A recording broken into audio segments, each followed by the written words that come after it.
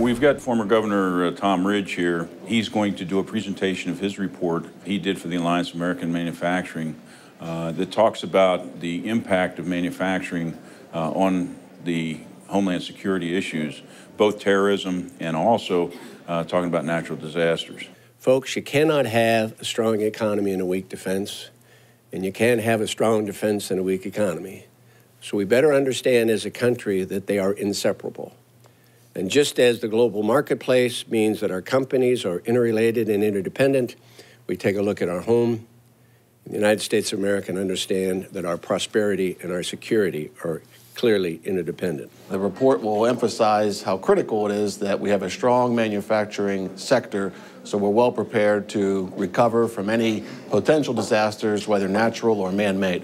We need programs to get the outcomes we need, and the outcomes we need are improved infrastructure, better workforce training, and a series of incentives to kind of refurbish our critical manufacturing base. Our focus is about manufacturing in the United States and the struggle it's been going through in the last couple of decades and the decline, and really trying to get people to understand that without a manufacturing economy, if all you have is financial services or services, you really aren't building and adding value, and you're not building a sustainable economy.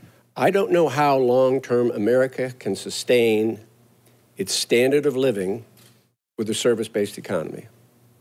I don't know how long we can sustain our national defense around a service-based economy without refurbishing, reinvigorating our critical manufacturing base. Steel is the base of all manufacturing when you come down to it. There's very little that gets manufactured that isn't some steel component or the steel industry doesn't have something to do with. It's still a very significant part of the economy. And if you're going to talk about a respectable manufacturing sector in the country, steel's got to be a piece of it. Somebody's got to take a holistic look at what we need for defense purposes, what we need for homeland security purposes, preparedness and resiliency, what we need to be competitive, and take a look at that vast array of influences that can push critical manufacturing to the fore and support the companies and the employees who have made us competitive in the past and can keep us competitive if they're given the right tools to do so. And what Governor Ridge concludes is that unless we get very aggressive about restoring our manufacturing capacity in this country, we're at serious risk on both terrorist attack and our ability to deal with natural disaster.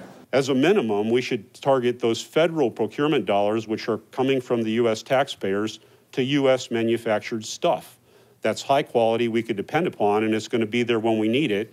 And if it's not high quality, we can hold people here in the United States accountable for that performance one way or another. The major concern with over-reliance on foreign sources of steel products and manufactured goods could put our country at a major disadvantage if we need to recover from some man-made or natural disaster. We have to be very careful in terms of, this isn't, again, anti-free trade. It's understanding those scenarios where if we don't have the capability domestically to produce certain things that are critical to national and economic security, we're going to be in big trouble here in the 21st century risk environment, and not just vis-a-vis our competitors on an economic scale, but general life, health, and safety issues across the American public, our key population centers, and our core infrastructures. With all the uncertainty in the world today, why would we want to rely on those sources to help us rebuild?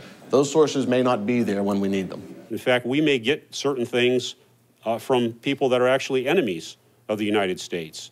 And perhaps day to day, they want to make a buck off of us, and that's fine. But when we're in a bad way and it suits their future for us to continue to be in a bad way, we have no say over that, whether or not they continue to maintain that sustained source of supply to us or not. Second thing we need is to rebuild America's infrastructure. But we have to do so wisely, and we have to do so based upon risk, because we're going to have to make some tough priority calls here in the future, because we can't just refurbish it all at once. You need in excess of $2 trillion in the next 5 or 10 years just to upgrade existing facilities. Just to upgrade. We're not talking about building anew, just bringing existing facilities into compliance with the kind of quality that we need. Steel is a key ingredient to so much of our infrastructure. Buildings, bridges, roads, the power grid, natural gas. we need to have a strong and reliable supply of steel in the United States to prepare for any types of recovery efforts that may occur, such as what happened on September 11th. And then the other component of this report that we'd like to point out to you is an absolutely critical need to invest substantially in the 21st century workforce. Classic example are the steelworkers. You know, I mean, it's just, it's a high-tech production capability now. It used to be brute strength, muscular labor. I mean, look, hard, dirty, gritty work. It still is in many instances, but there's such a higher level of skill required now and technical competency to work in a mill or anything related to it than we've ever had before. And yet we don't have, at the federal level, the kind of commitment to workforce development that we should. If this were somewhere else, I'd be worried because other nations have come and gone, and you can see them in the history books. We don't want that to happen to us. We want to continue to be the masters of our own destiny. But, ladies and gentlemen, time isn't on our side here, and we're rapidly losing the opportunity to close the gap and turn things around. And we need to remind ourselves that we don't inherit the earth from our ancestors. We borrow it from our children.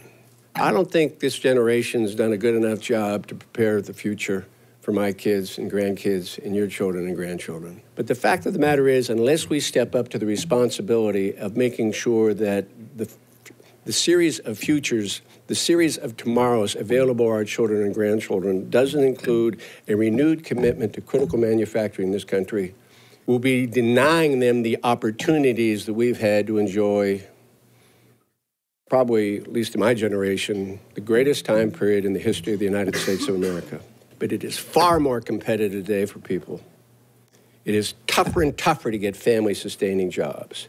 The infrastructure isn't as good as it should be. And the list goes on. And one of the best ways, in my judgment, that you can kind of revive this economy and deal with unemployment issues and deal with global competitive issues is to take a particular focus on critical manufacturing, deal with the unfair trade laws, be as aggressive as it possibly can in front of the ITC and the WTO, come up with that strategic plan, rebuild the infrastructure, think differently about how we provide worker retraining in critical manufacturing and elsewhere, and we can restore that American dream, and we can restore the possibility and the potential of a better future for the next several generations.